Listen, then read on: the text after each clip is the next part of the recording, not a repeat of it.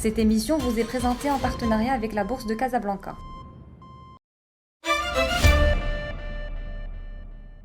Bonjour, bienvenue dans ce nouveau numéro d'Encyclo Bourse. Comment combattre la peur en bourse? Une question qui revient souvent, surtout lorsqu'on réalise une grosse perte ou lorsqu'on réalise plusieurs pertes successives qui nous font perdre confiance. Beaucoup d'investisseurs se retrouvent en effet dans cette situation après de longues périodes de baisse à la bourse, ratant ainsi de nouvelles phases de hausse sur le marché à cause justement de cette peur. Pour combattre cette peur, quelques astuces ont démontré leur efficacité. Premièrement, il faut couper avec le marché.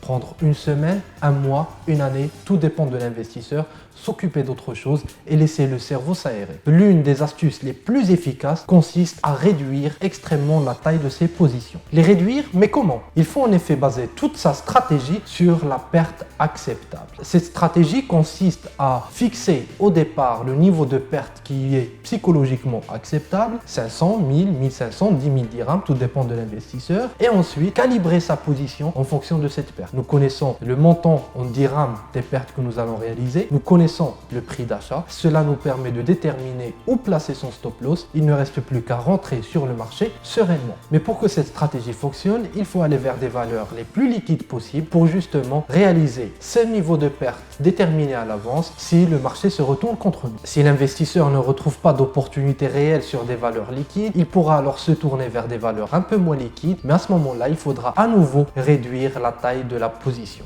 pour pallier au risque de liquidité. Ainsi, en opérant sur le marché, l'investisseur n'aura pas vraiment de stress étant donné qu'il connaît à l'avance ce qu'il risque de perdre et cela lui permettra d'opérer beaucoup plus sereinement, sans stress et dans le respect de sa stratégie d'investissement. Ainsi, on peut cumuler plusieurs opérations gagnantes ou perdantes avec de petits profits ou de petites pertes. Cette période de transition peut durer le temps nécessaire pour retrouver confiance et ne plus avoir peur. Cette stratégie qui peut être une stratégie de transition pour certains qui ont réalisé de grandes pertes ou une stratégie de départ pour les investisseurs qui viennent de démarrer dans le monde de l'investissement peuvent apporter des fruits à court, moyen et long terme. Et ne l'oubliez pas, la diversification apporte à son tour moins de stress et moins de peur sur les marchés. Réduire la taille de ses positions, partir de la perte acceptable avant d'investir, multiplier les petites opérations, telles sont les astuces préconisées par les professionnels pour réduire la peur en bourse. Voilà, c'était tout pour ce numéro d'Encyclo Bourse consacré à la manière dont on peut combattre la peur.